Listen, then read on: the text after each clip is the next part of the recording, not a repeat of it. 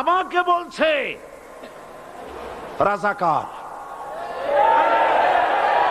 শুনে রাখো, চট্টগ্রামের লক্ষ লক্ষ জনতা, পার্লামেন্টে যখন আমাকে এই কথা বলা হয়েছিল, আমার পার্লামেন্টের কলিগ জাফরুল্লাহ চৌধুরী সাহেব বসে আছেন এখানে,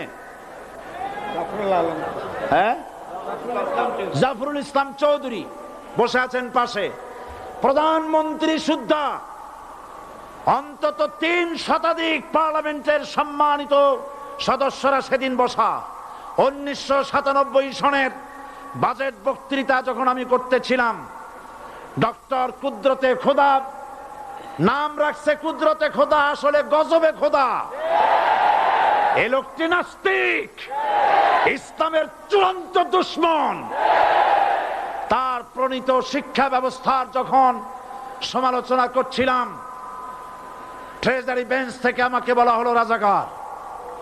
আমি আমার সমস্ত শক্তি একত্রিত করে বলেছিলাম, শুধুমাত্র হিন্দুস্তানের রাজাকারেরাই আমাকে রাজাকার বলতে পারে।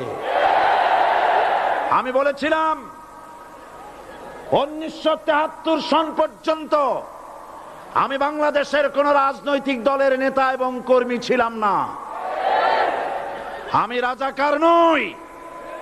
আমাকে রাজাকার বলে যদি তাকেও প্রমাণ করতে না পারে, 10 কোটি টাকার মানহানি মামলা দায়ের করব। আমার এই বক্তব্য সারা দুনিয়া শুনেছে।